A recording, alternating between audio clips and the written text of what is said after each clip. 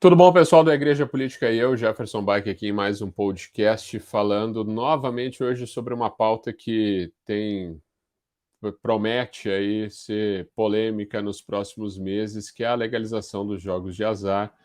Hoje, com uma pessoa que tem me acrescido muito, que é hoje nada mais nada menos que o líder nacional, o coordenador nacional do movimento Brasil Sem Azar. Ele ainda é advogado, administrador de empresas, ele é pós-graduado em gestão de negócios, ou seja, é um homem que argumentos técnicos para justificar a não legalização dos jogos não vão faltar. É meu amigo Roberto Lacerre. Roberto, seja muito bem-vindo ao Igreja Política e eu. Jefferson, eu que agradeço a vocês, tá? Eu agradeço essa parceria que vocês, da Igreja Política e eu, estão fazendo com o Movimento Brasil Sem Azar. Eu, representante do movimento, agradeço particularmente e em nome do movimento. Agradeço a vocês nesse momento que a situação está tão crítica, pois nós estamos margeando a possibilidade da legalização dos jogos de azar no Brasil, já na primeira semana de fevereiro, na Câmara de Deputados, em Brasília. Então, essa situação está nos preocupando profundamente. Esse projeto voltou à pauta, no momento, na nossa concepção, totalmente inoportuno. Nós estamos, mais uma vez, nós já estamos há 2 anos e tanto com uma pandemia que assola o mundo, assola o Brasil. São mais de 620 mil mortos no Brasil. Ou seja, essa urgência que foi votada na Câmara de Deputados, na última sessão, no apagar das luzes da Câmara de Deputados para a votação do PL 442 de 91, nós consideramos criminosa, irresponsável, e por conta disso nós estamos trabalhando com entidades como vocês, né, do Acordo e da Igreja Política e eu, trabalhando para que a gente possa sensibilizar os nossos deputados federais, informando que jogos de azar não tem nada que vá acrescentar positivamente ao Brasil, muito pelo contrário. Nós estamos vivendo num momento de pandemia, num momento de urgência, num momento de crise econômica, crise fiscal, crise de desemprego, e você fomentar um projeto que vai atrair, basicamente, viciados em jogos de azar, ou seja, adictos em jogos de azar, ludopatas, uma coisa que, na nossa concepção, não tem nenhum tipo de razoabilidade. Então, eu agradeço a você o espaço, mais uma vez, tá certo? E me coloco à disposição para que a gente possa, nessa próxima hora, debater um pouco sobre esse tema. Agradeço eu. Acho que a causa do Brasil Sem Azar é uma causa extremamente válida. E aí já entra um pouco no nosso assunto aqui, porque tu comentou uma coisa muito interessante, que foi uma pauta colocada aí nos 45 do segundo tempo aí de 2021, né? E me surpreende a falácia do nosso nobre Arthur Lira. Eu, pessoalmente, na balança geral, sou um fã dele, vamos dizer assim. Acho que ele tem feito uma boa gestão à frente da Câmara, com algumas observações sempre, é claro. Acho que nenhuma gestão é irretocável, né? Mas acho que nessa pauta ele foi bem ardiloso aí, e ainda com um texto totalmente. Vamos aprovar a urgência, porém não vamos votar hoje, vamos votar no início de fevereiro, para que nós possamos apreciar com a atenção merecida o projeto. O que, na minha opinião, é uma falácia, porque, na minha opinião, ele pegou esses 2 meses para agregar votos, não para estudar a pauta, porque me parece que a pessoa dele tem um bom conhecimento dessa pauta, já se envolveu com essa pauta em pleitos anteriores, né, em mandatos anteriores. E segundo, que a gente vê que, além da busca de agregar votos, é um período onde ninguém vai estar estudando nada. A gente sabe que o deputado, nesse período de férias, ele está em contato com a sua base, ele está em contato com os seus eleitores. É um período que ele tira para restabelecer aquelas alianças que ele não consegue manter durante o ano. Então, uma fala fake total, né? E a gente vê que ele também tem essa intenção de aprovação quando ele diz que vai colocar isso em pauta já nas primeiras sessões do ano de 2022, né? O a Câmara retoma suas atividades agora em fevereiro, então uma certa urgência para nós debatermos sobre esse tema, né? E aí eu te digo não, né? Te pergunto, como é que tu avalia a postura da maioria hoje, né? Tu hoje também trabalha de maneira indireta com os parlamentares, né? Só colocando aqui os nossos internatos, o Roberto hoje também está ligado ao Senado, com a parte jurídica. Ele está hoje conectado ao senador Girão, que é um defensor da não aprovação, é um dos fundadores também do movimento Brasil Sem Azar. E como é que tu avalia hoje a balança aí da Câmara a favor ou contra a legalização? Está mais favorável para nós ou está mais favorável para a legalização?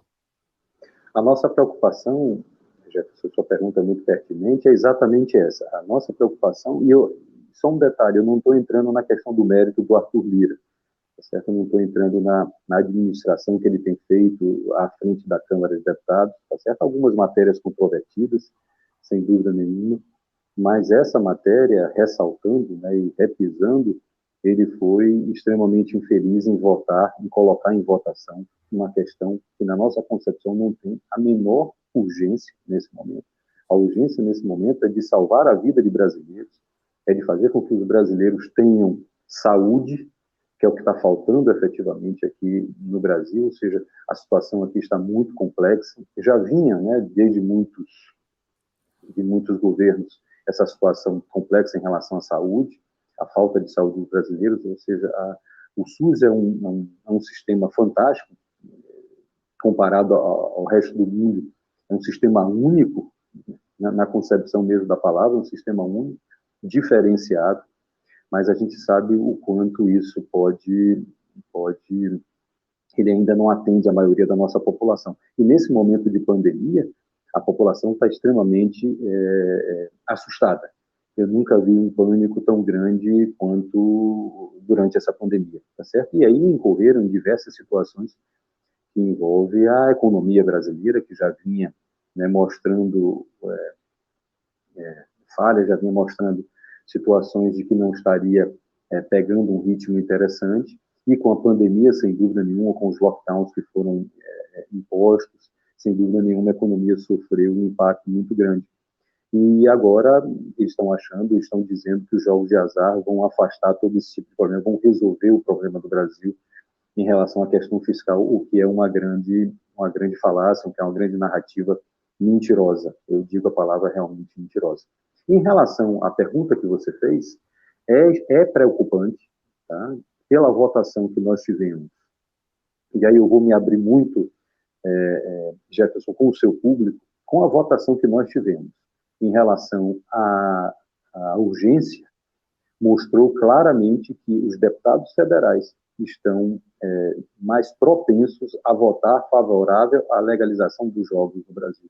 E quando eu digo legalização dos jogos, ao seu ouvinte, eu digo a você o seguinte: jogo do bicho, máquina caça-níquel, cassinos, bingos, esses mesmos bingos que foram legalizados em 2001, 2002, se não me engano, se não me falha a memória, esses mesmos bingos que depois tiveram que ser proibidos mais uma vez pelo grau de corrupção e pelo grau de falta de controle, de aumento dos ludopatas, que são os viciados de jogos de azar. O bingo ele teve que ser imediatamente, ou seja, logo 2 anos depois da legalização, ele teve que ser, mais uma vez, proibido.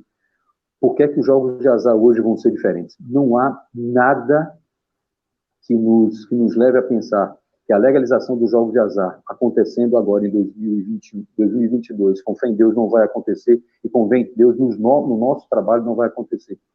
Nada nos indica que vai ser diferente em relação à questão da corrupção, em relação à questão da lavagem de dinheiro, em relação à questão da evasão de receita, da sonegação fiscal e de outros problemas gravíssimos que os jogos de azar vão trazer para o Brasil. Ou seja, a minha grande preocupação é que, pela votação da urgência, pela votação de cada deputado, muitos se abstiveram, muitos não estiveram presentes, mas aqueles que estiveram presentes, tá, a grande maioria votou favorável à urgência, ou seja, a gente entende que eles podem votar favoráveis à legalização dos jogos de azar. O placar foi quase 300 votos a 130 e poucos votos contrários. E essa é a nossa grande preocupação. Nós temos que urgentemente entrar em contato com os nossos deputados federais, com os nossos parlamentares, aqueles que a gente conhece e aqueles que até que a gente não conhece, para que a gente possa sensibilizá-los de que os jogos de azar são um risco efetivamente para o Brasil. Só um adendo, uma situação a mais. Eu, como coordenador do Movimento Brasil Sem Azar, eu tive em diversas lideranças e fui a diversos gabinetes. Qual é o grande problema que a gente tem que enfrentar? Alguns deputados já são favoráveis por interesses próprios, seja por que for, eu não quero ser leviano. Alguns já são efetivamente contrários por questões ideológicas, por questões técnicas, que já são totalmente contrários. Mas a grande maioria, Jefferson, eles desconhecem, a grande maioria desconhece o assunto. Quando a gente vai tratar de jogos de azar, eles desconhecem a problemática que envolve a situação, o que tem de bom, o que tem de ruim. E com esse desconhecimento, isso faz com que esses deputados federais votem em cima da narrativa daqueles que querem legalizar, dos proponentes, dizendo que vai atrair turistas, dizendo que vai fomentar empregos, dizendo que vai aumentar a receita do Brasil, dizendo que vai acabar com o jogo ilegal. Então, pelo desconhecimento técnico desses deputados, a grande maioria, eles estão caindo nessa narrativa. E a gente tem a obrigação, de fazer... Sim, é um discurso muito atraente, né? O de quem defende os jogos é um discurso que ele apaixona, né? Porque é um discurso vindo com números e com fatos, com factoides, vamos dizer assim, que são o fantástico mundo de Bob, né? E se o nosso parlamentar não se dedicar ao estudo, né? Tive a oportunidade de conversar no início dessa semana com uma pessoa que, né, foi apresentada por ti, o Dr. Ricardo Gazel, que nos presenteou com aquela aula técnica sobre o porquê não. A gente se ouvia ali, tive uma conversa de 40 minutos com o doutor Ricardo, que seriam suficientes para converter o voto de qualquer parlamentar, né? Porque essa ignorância, né, no melhor sentido da palavra, que eu sei que apesar de ser uma palavra pesada, mas nessa ignorância por parte do parlamentar, ela coloca em risco a saúde da nação, não é verdade? O Ricardo Gazel esteve conosco, tá? O Ricardo Gazel visitou esses mesmos deputados e essas mesmas lideranças comigo. Nós, na verdade, visitamos quase 30 lideranças, levamos nossos argumentos, levamos o nosso material, tá certo? E como você muito bem falou, tá? Basta uma análise mais técnica depurada, e o Ricardo Gazel é uma pessoa extremamente competente para isso, um economista extremamente tarimbado, que trabalhou em diversas instituições de respeito no mundo inteiro. Então, ele fez um trabalho muito depurado e conseguiu comprovar, né? E aí o Movimento Brasil Sem Azar passou para todas as lideranças e para grande parte dos deputados, nós conseguimos desconstruir todos os argumentos que foram trazidos pelos proponentes da legalização dos jogos. Nós conseguimos desconstruir cada um deles. E como você falou, Jefferson, esse discurso é um discurso salvador, tá? Ou seja, você fomentar 650 mil empregos, o que não é verdade, pode haver até um déficit líquido de mais de 200 mil empregos. Você fomentar que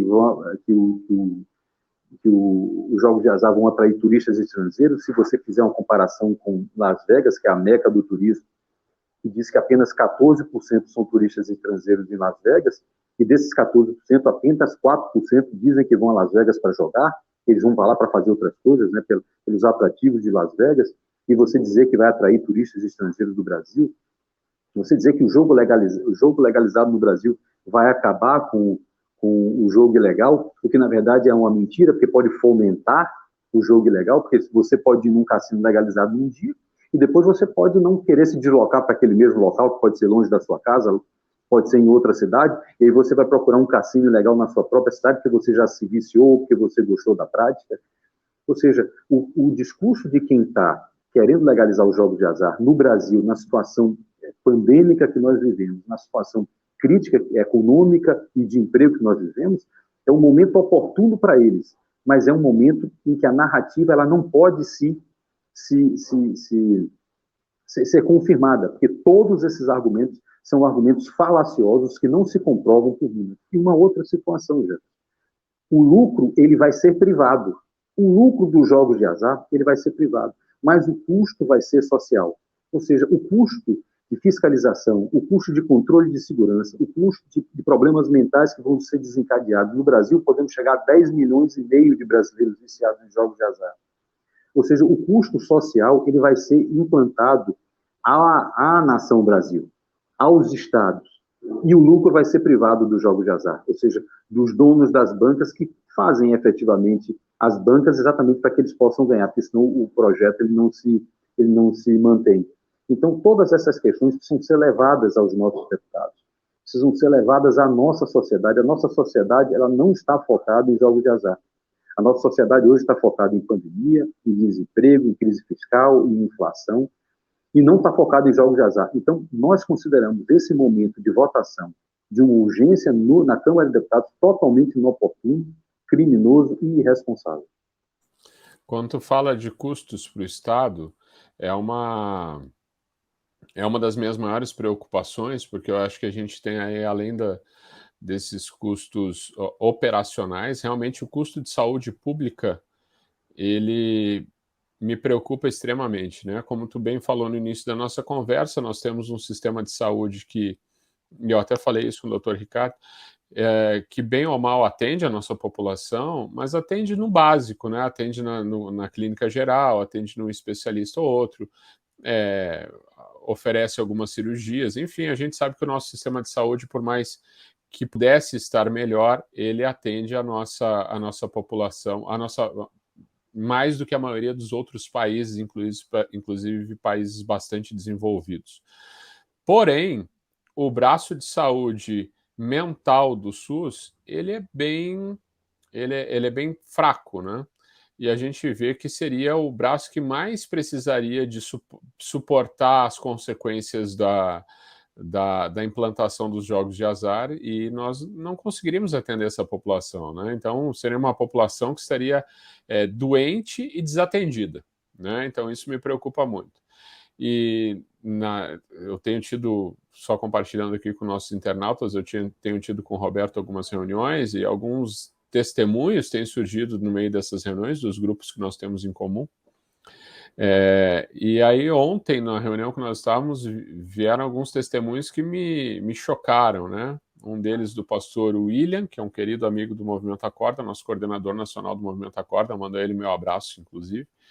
Ele testemunhando de que um membro da sua igreja era segurança de um dos bingos que foram legalizados em 2002. E ele compartilhou conosco que essa pessoa testemunhava idosos chegando ao ponto de ir para salas de bingo usando fraldas geriátricas para que não precisassem levantar para ir ao banheiro. Olha o tamanho da doença, né, que essa pessoa chegou, né? Esse, Jefferson, é uma grande verdade, você está entendendo? Uma grande verdade. Nós temos casos, inclusive em Las Vegas, que nos chegaram através de depoimentos, de senhoras, e aí eu queria ressaltar para o seu internauta que os jogos de azar, eles atingem, certamente muitos devem saber dessa informação, mas eu gosto de reforçar, e atingem as classes mais vulneráveis. Pessoas da terceira idade, tá certo? Mulheres, geralmente pessoas que já criaram seus filhos, ou seja, que vivem de uma pensão muitas vezes minguada, mas que já criaram seus filhos e que muitas vezes estão sozinhas dentro da sua casa, ou seja, não tem mais atividade laboral, não tem mais atividade diária, né, em qualquer tipo de setor, ou seja, só vivem a sua vida de aposentados e que são cooptados pelos jogos de azar. Na época dos bingos, em 2002, a informação que nós tivemos é que existia um telemarketing do bingo. Eles criaram um mailing que é, na verdade, uma relação de pessoas, não sei como eles conseguiram esses números, que ligavam para pessoas de terceira idade, prometendo que caso elas viessem ao bingo, né, fazer uma aposta, elas teriam comida, elas teriam bebida, elas teriam entretenimento, elas teriam aquela convivência que elas não têm na sua casa. E muitas vezes, quando você está sozinho, já criou seus filhos, né? Se os seus filhos não lhe visitam regularmente, você tem uma vida muito simples, você automaticamente você busca, né, um entretenimento, você Um busca uma convívio convivência, social, né? um convívio social, exatamente. Esse convívio social era promovido pelos bingos, só que em troca disso eles deixavam toda a aposentadoria lá dentro desses bingos, ou seja, era uma troca suja, uma troca que a gente não pode ter como razoável de forma nenhuma, ou seja, isso é um problema extremamente sério. E essa questão da ludopatia, ela é crítica, Os números da ludopatia, eu digo que o Brasil pode chegar a 10 milhões e meio, 11 milhões de viciados, porque em todos os países em que os jogos são legalizados, de 1 a 5% da população ela se torna dependente de jogos de azar. Se você for colocar no Brasil, que nós temos 210 milhões de habitantes, se você fizer uma conta de padaria, né, como a gente gosta de dizer, 5% você pode chegar a 10 milhões, 11 milhões de ludopatas. E isso vai sobrecarregar, sem dúvida nenhuma, o nosso sistema único de saúde em relação à questão das doenças mentais. E a gente sabe que o sistema único de saúde, como você muito bem falou, ele atende basicamente, sem ser redundante, o básico, né? A clínica geral, efetivamente, como você muito bem falou. Mas quando a gente vai potencializando os problemas de saúde, e o problema mental é um problema muito específico de saúde, hoje o nosso SUS é extremamente incipiente, ou seja, nós vamos adoecer ainda mais a nossa população. A gente vai ter os doentes relacionados às drogas, a gente vai ter os doentes relacionados a uma série de outros problemas mentais, somando-se a esse o problema da questão que envolve a ludopatia, que são os jogos de azar. Em alguns vídeos que nós fizemos, o Movimento Brasil Sem Azar fez, eu até lhe passei, Jeff, se você puder disponibilizar para os seus internautas, a gente agradeceria muito. Tem um depoimento do doutor Hermano Tavares, que é uma das maiores autoridades hoje em relação a problemas mentais referentes aos jogos de azar. Ele é da Universidade de São Paulo, do Núcleo de Psiquiatria. Ele diz claramente isso, que a população vai adoecer, é muito propensa a adoecer. E um detalhe importante, a OMS, a Organização Mundial de Saúde, deixou muito claro, né? Já colocou entre os CIDs, né, que é o Código Internacional de Doenças, a questão que envolve a ludopatia, que é o vício nos jogos de azar. Já existe hoje um CID para isso, ou seja, já é uma doença reconhecida mundialmente pela Organização Mundial de Saúde. E eles são muito claros em dizer o seguinte, é interessante, que a ludopatia, os efeitos da ludopatia, que é o vício no jogo, que é um vício comportamental, os efeitos cerebrais são os mesmos que envolvem a drogadição, ou seja, a dependência química das drogas, da maconha, da cocaína, do crack, do LSD, das anfetaminas, ou seja, o efeito cerebral é exatamente o mesmo. Aí eu me pergunto, o Brasil precisa de mais doentes mentais? O Brasil precisa de mais ludopatas? O Brasil precisa de mais pessoas dependentes de algum tipo de vício? A gente não precisa disso. A gente não precisa disso, principalmente nesse momento.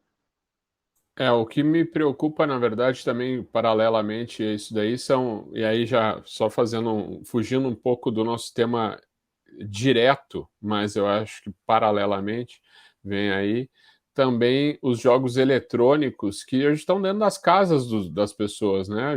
Eu tenho acompanhado alguns estudos sobre a dependência dos jogos eletrônicos na infância, que eu acho que já é um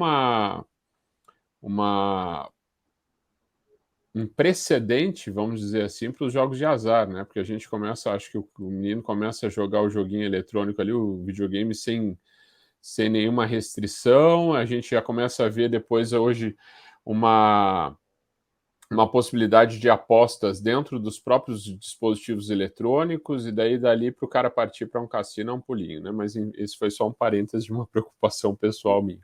Mas, se você me permite, eu gostaria de fazer um comentário sobre essa questão também. Eu concordo plenamente com você, tá certo? Os jogos eletrônicos, na minha época, eram aqueles jogos mais, certamente na sua também, aqueles jogos mais incipientes, que tinham aquelas fichinhas que a gente tinha que deslocar. Era o Atari. O Atari, o Odyssey, né? Eu tive o Odyssey em minha casa junto com meu irmão. A gente tinha que, entre um jogo e outro, a gente tinha que se deslocar, ia ter uma casa, fazer o aluguel da fita, ou seja, tudo isso fazia com que houvesse uma dependência muito menor. Hoje, os jogos eletrônicos eles são baixados em computador, eles estão disponíveis pela internet para qualquer tipo de jovem, adolescente, criança, independentemente de qualquer tipo. A ausência dos pais, muitas vezes em casa, precisando trabalhar, precisando ganhar a vida também, faz com que os filhos fiquem cada vez mais dependentes, ou seja, ausentes. Isso há também uma desagregação da família, sem dúvida nenhuma, por conta disso. E eu queria ressaltar uma situação que é bem específica. Mais do que os jogos eletrônicos na infância e na juventude, que afastam os filhos dos pais e fazem com que eles fiquem também viciados nesse tipo de jogo, são os jogos eletrônicos violentos que com cunho sexual. Esses também estão disponíveis, e esses são piores ainda, porque na verdade podem levar, inclusive, a atos de violência e a atos mesmo de descontrole total do usuário. Isso é uma coisa que a gente tem que trabalhar contra, uma coisa que a gente tem que focar também de uma maneira muito específica, porque isso é extremamente grave, porque pode estar formando cidadãos futuros com desvios realmente de personalidade. Agora, a minha pergunta para ti, quanto voltando um pouco mais ao nosso tema central, mas também não fugindo desse, como é que hoje, o que nós temos hoje no Brasil para apoiar essas pessoas? Nós temos, eu sei, os Ludopatas Anônimos, né, que é uma instituição que age ainda de uma maneira muito discreta, eu acredito até por motivos óbvios, né, que a descrição, a dependência do jogo é algo que ainda é um tabu, né? Então acho que o grupo ainda age de uma maneira muito discreta. Eu queria só, se tu pudesse nos informar, hoje todos os estados têm núcleos dos Ludopatas Anônimos, e além deles, existem outras instituições focadas em apoio a esses dependentes e as famílias ou não? Os Ludopatas Anônimos, eu acredito, né, que eles têm realmente um espectro no Brasil como um todo. Né? Eu acho que todos os estados eles têm esses braços dos Ludopatas Anônimos, como você bem falou.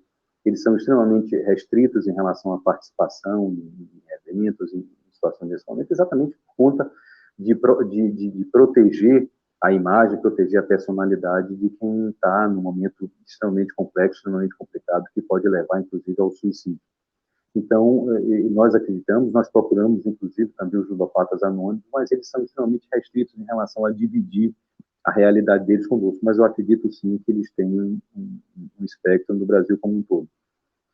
Outros pontos, basicamente, o Sistema Único de Saúde, né, no seu viés de problemas mentais, ele também dá esse apoio às pessoas que são ludopatas, pessoas que já estão, né, entregues ao vício dos jogos de azar.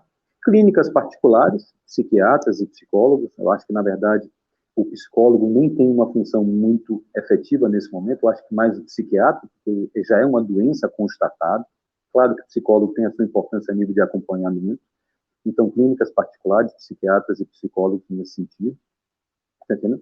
E nem as comunidades terapêuticas, que são entidades de extrema importância, tá certo? Na recepção, no acolhimento de dependentes químicos, né, das drogas, que a gente conhece, nem elas estão preparadas para receber essas pessoas.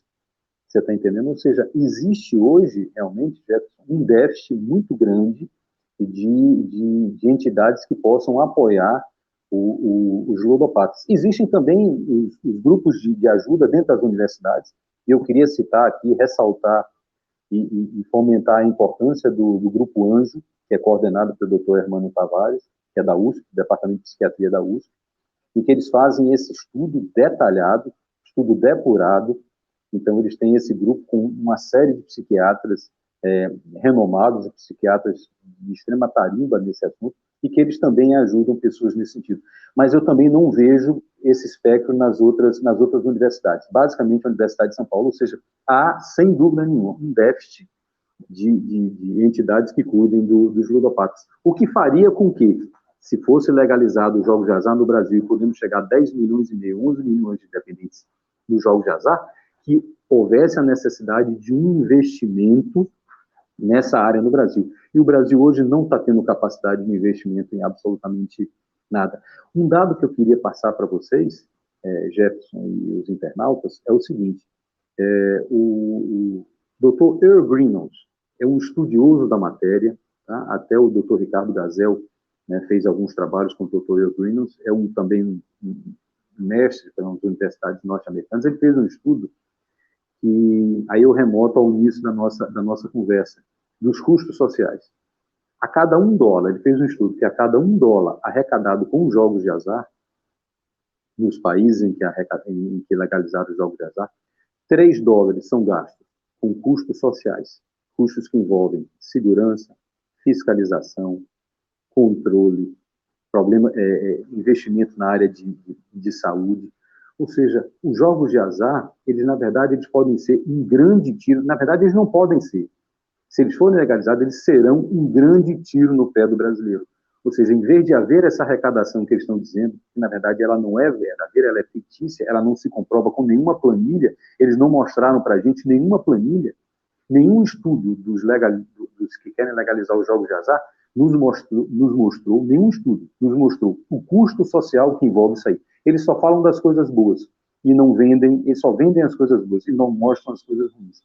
Então, essa questão, na nossa concepção, é extremamente crítica.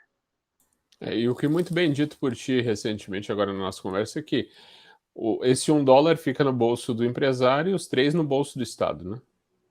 Exatamente. Acho que isso aí Bom, tem algumas narrativas que eu queria que a gente conversasse um pouquinho sobre elas especificamente. Eu acho que que eu gostaria que a gente desconstruísse essas narrativas juntos aqui. Bom, a primeira delas é de que vai a crescer uma melhora na economia, né? Essa daí eu acho que a gente já matou aqui, mostrando esses dados que tu bem nos apresentou. A segunda dela é a do aumento do turismo, que também é um dado que tu apresentou de uma maneira mais superficial. Eu gostaria que a gente se aprofundasse um pouquinho mais aqui, quando tu faz um paralelo com Las Vegas, que, como tu bem disse, é a meca dos jogos no mundo. 14% só do turista que circula na cidade de Las Vegas, ele é turista de fora do país, e desses 14%, 4% apenas foi a Las Vegas para jogar. Ou seja, o jogo praticamente não fomentou nada dentro daquela realidade. A gente está falando aqui, então, de uma transferência de recursos, não é verdade? A gente está falando que o cidadão americano deixou de comprar comida, vestuário, deixou de investir em melhoras da sua casa, deixou de pagar um curso para o filho, deixou de fazer algo que acrescentaria, que agregaria à sociedade, para gastar no jogo, né? Porque se é o turista interno, não houve nenhum acréscimo de receita, mas houve sim uma relocação de receita. Ou seja, nós aí já matamos totalmente a ideia de que nós vamos estar aumentando o faturamento, aumentando o turismo. E eu complementaria, aí eu estou fazendo a pergunta, eu estou respondendo, é que eu estou tão apaixonado pelo tema que eu não consigo não falar. Mas, enfim, o que eu queria chegar no final da minha explanação aqui é que quando a gente fala de transferência de recursos, a gente está falando diretamente de fragilizar outras áreas. Então, nós não só não estamos fomentando o turismo, como nós estamos enfraquecendo o nosso mercado interno. É uma análise correta essa minha ou eu estou viajando demais? Você tem toda a razão no que você está falando, tá certo? O que é que vai acontecer? Jogos de azar não criam receita. As pessoas precisam entender que o jogo de azar ele não soma receita. O que vai acontecer, e eu gosto de falar essa palavra, porque essa palavra ela é muito clara, vai haver uma canibalização de outras áreas produtivas, de outros setores produtivos no Brasil. O jogo de azar, eles dizem que vai movimentar em torno de 1% do PIB. Isso é real. A possibilidade, a média mundial é essa, 0,8% a 1,2% do PIB. Então, vamos colocar no Brasil em torno de 74 bilhões envolvendo o jogo de azar. Desses 74 bilhões, 22 bilhões já são jogados em loterias. Depois até eu queria fazer dar uma informação sobre a questão das loterias. Então, estaria se somando ao jogo de azar em torno de 40 e poucos bilhões. Só que desses 44 bilhões, como jogos de azar não tem uma receita nova, não é uma riqueza nova, o que é que vai acontecer? Esses valores vão ser canibalizados de outros setores da nossa economia. Ou seja, eu, Roberto Lacerda, que com minha família saio para consumir um restaurante, consumir serviços como cinema, como bar, como livrarias, né, investimento na minha carreira através de um curso de pós-graduação ou coisas desse sentido, eu vou deixar de fazer essas coisas, eu vou deixar de aplicar meu dinheiro nesse tipo de produto e serviço para colocar nos jogos de azar. Ou seja, além da gente colocar as nossas riquezas na mão da jogatina, que está tão ligada a crime organizado, que está tão ligada à evasão de receita, tão ligada a crimes de corrupção, está tão ligada ao vício, nós vamos deixar de investir no nosso mercado interno. Cinemas, bares, restaurantes, hotéis, passeios, empresas aéreas, faculdades, cursos. Ou seja, nós vamos sucatear o nosso mercado interno através de retirada de valores investidos em outros setores da economia e passar efetivamente para o jogo de azar. É por isso que eu digo que simplesmente vai haver uma canibalização, né? Canibalização de divisas, canibalização de dinheiro investido. E isso é extremamente complexo. Por exemplo, Atlantic City era uma das mecas também dos jogos de azar. Atlantic City, em todas as áreas em que os cassinos, os grandes complexos resorts de cassinos, eles foram implantados, o que é que aconteceu?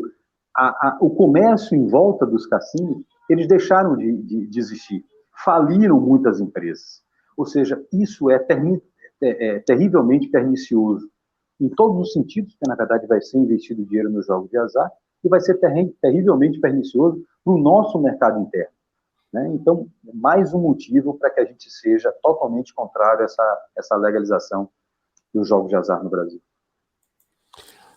Ontem eu conversava ainda, ouvia o deputado Trutz do Mato Grosso do Sul falando sobre a posição dele. Ele já declarou o seu voto favorável à manutenção da proibição dos jogos, então aqui acredito que não estou fazendo nenhum spoiler que possa causar algum dano. Ele já veio a público falar sobre isso.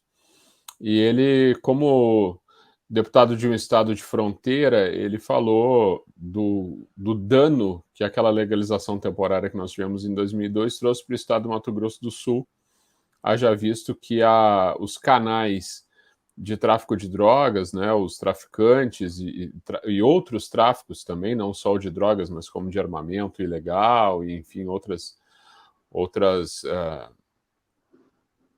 milícias, vamos dizer assim, usavam dos cassinos de bingo, né, dos videopokers, para trazer dinheiro para dentro do Brasil e para levar dinheiro para fora do Brasil, né? Isso a gente vê então que aí há também um canal, o jogo é um canal de potencialização do crime organizado, não é verdade? Eu diria que mais do que, como eu estava falando, né, mais do que ligado ao crime organizado, os jogos de azar, muitas vezes ele é administrado pelo crime organizado. Tá? Se fala muito, né, que existem grandes empresas que vão trazer os jogos para o Brasil, grandes organizações empresariais multinacionais, mas a gente sabe que essas são a exceção. A grande maioria dos jogos de azar, eles são administrados pelo crime organizado, e com eles vem necessariamente o tráfico de drogas, vem o tráfico de armas, o tráfico de órgãos. Então, os jogos de azar, eles são negativos até nesse ponto. E quem é que está falando isso? É o Movimento Brasil Sem Azar? Não necessariamente. A gente teve essa informação, a gente buscou essa informação com a PGR, com a Polícia Federal, né, com a Receita Federal, em que eles dizem claramente que o Brasil hoje, pelo volume de dinheiro que trafega na jogatina, nos cassinos e em outras situações que envolvem jogos de azar, o Brasil não está devidamente preparado para fiscalizar esse tipo de situação. Ou seja, o crime organizado, ele anda par e passo, ele anda paralelo às questões que envolvem os jogos de azar. Quem diz isso? As principais entidades fiscalizatórias que seriam, né, direcionados para fiscalizar os jogos de azar. Polícia Federal, Procuradoria-Geral da República, através do Ministério Público Federal, Receita Federal, até o COAF já se manifestou nesse sentido também, dos riscos de crimes de colarinho branco envolvendo os jogos de azar. Isso tudo mostra que a gente tem que realmente se opor a a alteração da lei, né? Que é uma outra falácia que a semana eu discutindo com uma pessoa do meu relacionamento pessoal que defende a legalização, não, porque joga quem quer, não sei o quê, e essa lei é obsoleta e não sei o quê, porque a lei é de 1940 e não sei o quê. Mas, bom, se a gente for falar sobre obsolência, a gente tem que falar, na verdade, não é sobre o formato da. Então, a gente tem que atualizar a lei para que ela hoje cubra outras áreas que não estão cobertas, né? Se existe. Eu até concordo que a lei possa estar obsoleta, mas nós não estamos então que falar de legalização, nós temos que falar de atualização da lei, porque hoje eu acho que diferente de quando lá, né, a gente via da época do Cassino da Urca, aquelas coisas todas que tinha toda aquele glamour, né, e tal. Se naquela época já era um problema, imagina hoje onde o acesso à viagem é muito mais fácil, onde o acesso à legislação promete ser mais branda, né, em muitos casos para abertura das casas. Eu estou achando que a atualização da lei é totalmente maléfica. E aí o que eu sempre usei como argumento com esse amigo foi o seguinte: bom, se a gente vai falar sobre legalização do que antigamente era proibido e agora pode ser legalizado, então vamos voltar a falar sobre legalização de maconha, vamos falar sobre o tráfico de drogas, vamos falar sobre... Porque não é porque é algo que há muito tempo é proibido que está errado, que agora tem que ficar certo, na verdade. Eu acho que o Brasil tem um problema que ele é crítico. E ele é muito diferente. O Brasil, primeiro, tem uma corrupção sistêmica, política, empresarial, que é uma coisa que enraizada, né? Enraizada, é cultural no Brasil. E a gente precisava implodir completamente. Eu estou lendo um livro do Luiz Flávio Gomes, que é o jurista Luiz Flávio Gomes, que depois passou a ser deputado federal e, infelizmente, faleceu, uma pessoa extremamente capacitada. Ele fala em implodir o sistema corrupto político e empresarial. Enquanto a gente não fizer isso, automaticamente a gente vai sucumbir, a gente vai estar pagando os impostos para quem nos quer de joelhos em relação a isso. Então, essa questão, para mim, é extremamente crítica. E esse mesmo sistema político empresarial corrupto, ele está querendo legalizar os jogos de azar no Brasil, porque o objetivo, muito ao contrário do tempo do Cassino da Urca, que já era um problema naquela época, hoje os objetivos são extremamente diferentes. Não é o entretenimento que eles querem a questão que envolve a questão empresarial dos jogos de azar. Os bilhões e bilhões de reais que vão circular e tudo que eles podem fazer se valendo dos jogos de azar. Hoje, a maioria dos deputados que querem a liberação, esses deputados e esses empresários, nessa narrativa falsa que eles têm, eles dizem o seguinte: não, eles só não querem liberar os jogos de azar por questões ideológicas, por questões religiosas. Isso não é verdade. Eles estão querendo resumir esse debate a questões ideológicas e religiosas, em que pese eu achar que essas são extremamente relevantes. Quem prega a palavra de Deus, quem acredita em Deus, necessariamente eles não podem votar a favor de uma situação que pode causar dependência, que pode causar crimes comuns, como roubo, furto, fraudes, como pode causar crimes de colarinho branco, como corrupção, lavagem de dinheiro, evasão de receita, que pode atrair problemas graves para o Brasil, ou seja, eles não podem fazer efetivamente, não podem votar a favor. Então, essas questões religiosas e ideológicas são muito importantes, mas eles querem tirar o foco das questões mais técnicas, como as questões econômicas que a gente desconstrói, como as questões de problemas psiquiátricos graves, ou seja, questões médicas, questões de saúde. Ou seja, eles estão querendo levar exclusivamente para essa questão ideológica para diminuir a questão que envolve esse discurso e essa narrativa.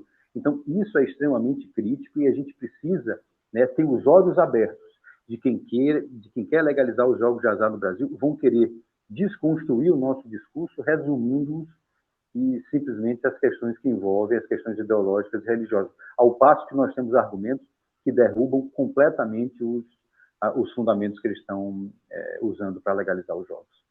Uma coisa que eu achei muito interessante na minha conversa com o Dr. Ricardo é que justamente ele começou a sua apresentação, porque a gente teve ali um preâmbulo ali de apresentação entre eu e ele, né, antes da gravação, e ele começou a sua entrevista comigo justamente se posicionando, olha, eu não sou um religioso, né? Eu sou um homem com espiritualidade, mas não sou religioso.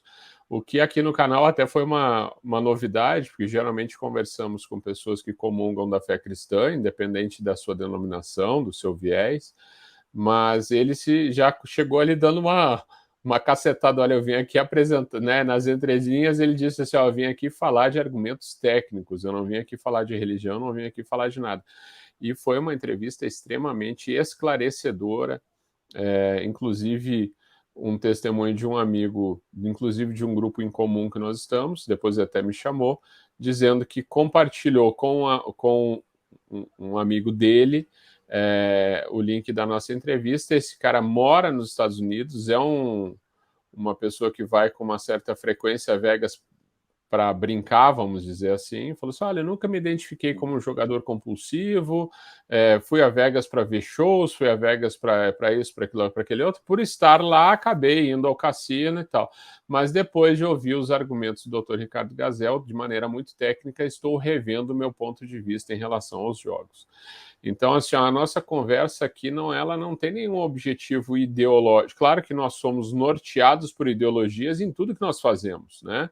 As ideologias, os pilares que sustentam a nossa moral são ideológicos, né? Quer sejam moral de direita, de esquerda, seja lá de onde for, mas em todas as nossas decisões da vida, elas partem de um princípio ideológico pessoal. Mas a nossa argumentação aqui ela não é ideológica, ela é técnica, ela é econômica, ela é de saúde pública, né? Eu acho que isso tem que ficar muito claro para o nosso internauta, né? Eu acho, Jefferson, que a gente não pode fugir de ideologias, né? Nós somos seres humanos e os seres humanos eles são criados em si, são criados pela família, depois pelas escolas, pelas universidades, ou seja, nós temos a nossa ideologia latente na nossa personalidade. Isso é extremamente natural. O que a gente não pode, e o que eles estão querendo fazer exatamente isso, é resumir e reduzir toda a nossa argumentação a questões ideológicas e religiosas. Eu tenho minha religião, eu sou católico, tá certo? E eu acho que a beleza da situação, porque o Movimento Brasil Sem Azar, como é apartidário, supra-religioso, ele está me unindo a diversas áreas, né, diversas religiões, o espiritismo, por exemplo, do senador Eduardo Girão, eu sou católico, eu estou ligado demais a correntes evangélicas que têm nos ajudado, e eu digo mais, elas têm sustentado, né, a não aprovação de diversas pautas pró-família. Eu agradeço muito aos evangélicos, à bancada evangélica nesse sentido. Eu espero contar com elas, com a bancada evangélica, mais uma vez, com os evangélicos, né, imbuídos, né, da sua crença na cristã. Eu fico emocionado quando eu digo isso, porque, na verdade, isso é que faz com que a gente resista a muita coisa ao que está acontecendo no Congresso Nacional. Muitas pautas que já poderiam ter sido legalizadas, pautas contrárias à família, pautas contrárias à nossa sociedade, a bancada evangélica tem sido de extrema importância nesse sentido. Então, eu ressalto a importância dela. Então, nós não podemos abrir mão da nossa ideologia, das nossas crenças. Mas o discurso não pode ser resumido exclusivamente a isso. E nós temos aqui uma série de informações, fundamentos e argumentos técnicos que desconstroem aqueles que querem, os argumentos de quem quer legalizar o jogo de azar no Brasil. Roberto, eu tenho só a te agradecer pela oportunidade que tu deu aqui para o canal A Igreja Política Eu de te ouvir. Tu é uma pessoa por quem eu tenho nutrido muita admiração nesse pouco tempo de que nós temos tido contato, mas um cara que tem assim gasto seu tempo, tem dedicado tempo pessoal, tempo profissional para defender a nossa nação desse dano que está às nossas portas aí, né? Eu só tenho a te parabenizar. Eu queria convidar os nossos internautas a acompanharem o Brasil Sem Azar nas redes sociais. Eu vou deixar aqui embaixo o link para as redes sociais do Brasil Sem Azar. Eu peço que você acompanhe o Brasil Sem Azar. Nós temos também aqui, o Roberto falou, dos vídeos preparados para elucidar mais as informações sobre sobre os jogos de azar no Brasil. Então, esses vídeos estão publicados nas redes sociais do Brasil Sem Azar e estão também nas nossas redes sociais do A Igreja Política e Eu, que eu também deixo aqui agora o link para que vocês acessem. Roberto, eu queria te convidar a fazer as suas considerações finais para os nossos internautas e, mais uma vez, te agradeço pela tua participação. Mais uma vez, Jefferson, eu que lhe agradeço, tá? Eu lhe conheci há pouco tempo, já em cima dessa questão dessa bandeira, mas vejo o quanto você é imbuído, quanto você é disponível para tratar dessa questão, e certamente de outras que envolvem a preservação da família, a preservação da nossa sociedade, a saúde mental e física da nossa população, a proteção aos mais vulneráveis. Então, eu quero lhe agradecer, quero agradecer às instituições que você representa, tá certo? Eu fico muito feliz em ter conhecido você e as instituições que você representa, para que a gente possa tratar desse tema e futuramente de outros temas, porque eu sou coordenador nacional do Movimento Brasil Sem Drogas também. Então, um movimento que luta também contra a questão da possibilidade de legalização de drogas, principalmente a maconha, que é extremamente perniciosa, uma droga extremamente pesada, complexa e que vicia tanto os nossos jovens. Então, a gente pode tratar futuramente de outros temas, mas nesse momento, o tema principal é sermos contrários à legalização dos jogos de azar no Brasil. Eu queria convocar os seus internautas, certo? Pedir encarecidamente que não fechemos os olhos em relação a isso. Nós podemos, na primeira semana de fevereiro, termos legalizados os jogos de azar no Brasil. Bingo, jogo do bicho, que está diretamente ligado a facções criminosas em todo o Brasil. Máquinas caça-níqueis, máquinas caça-níquel, cassinos. Nós podemos ter todos esses jogos legalizados no Brasil já a partir de fevereiro. Eu convoco a todos, peço encarecidamente que todos entrem em contato com seus deputados, que levem essa questão aos seus círculos de amizades, às suas redes sociais, para que a gente possa fazer uma grande corrente nacional contra a legalização dos jogos de azar no Brasil, para que os políticos de Brasília possam sentir o peso de que o voto deles possa ter, se votarem a favor dos jogos de azar no Brasil. Os jogos de azar do Brasil é uma situação terrível que não pode ser implantada no nosso país. O Brasil não precisa de mais um problema. O Brasil não precisa de mais uma situação que possa complicar a nossa sociedade. Então, eu convoco a todos, agradeço mais uma vez e que Deus abençoe a todos. Amém. Obrigado, Roberto. Obrigado, internautas, por ficarem conosco até agora. Nos vemos no próximo A Igreja, a Política e Eu. Que Deus abençoe a todos. Até a próxima.